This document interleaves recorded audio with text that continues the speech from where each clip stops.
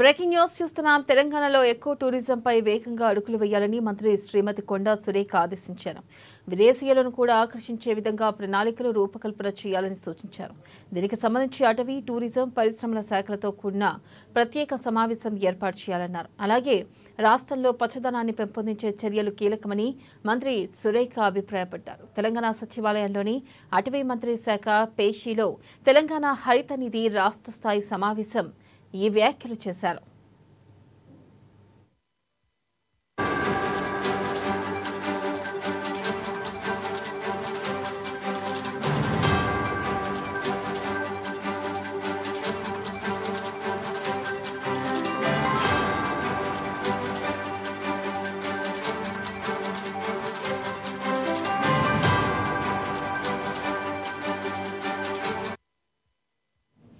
ఈ సమావేశంలో హరిత నిధి వినియోగంపై సమగ్ర చర్చించారు.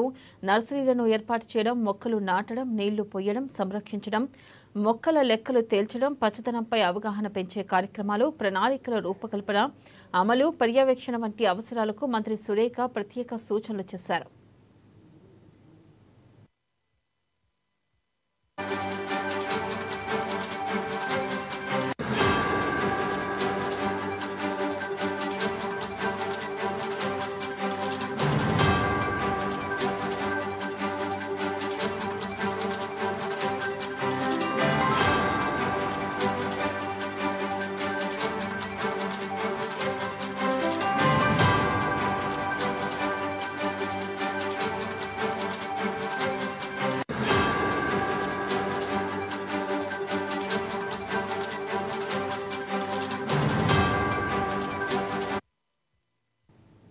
బ్రేకింగ్ న్యూస్ చూస్తున్నాం. తెలంగాణలో ఎకో టూరిజంపై వేగంగా అడుగులు వేయాలని మంత్రి శ్రీమతి కొండా సురేఖ ఆదేశించారు.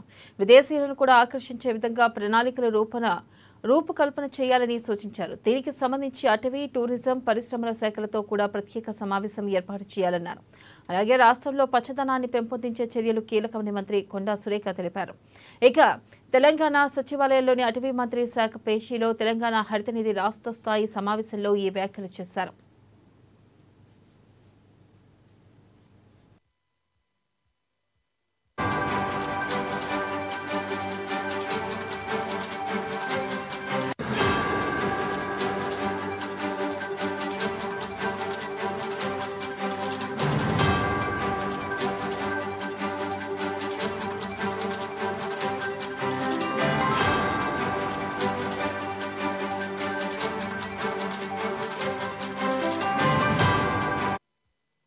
ఈ సమావేశంలో హరిత నిధి వినియోగంపై సమగ్ర చర్చించారు. నర్సరీలను ఏర్పాటు చేయడం, మొక్కలు నాటడం, నీళ్లు పొయ్యడం, సంరక్షించడం, మొక్కలు లెక్కల తేల్చడం, పచ్చదనంపై అవగాహన పెంచే కార్యక్రమాలు, ప్రణాళికల రూపకల్పన, అమలు, పర్యవేక్షణ వంటి అవసరాలకు మంత్రి సురేఖ ప్రత్యేక సూచనలు చేశారు.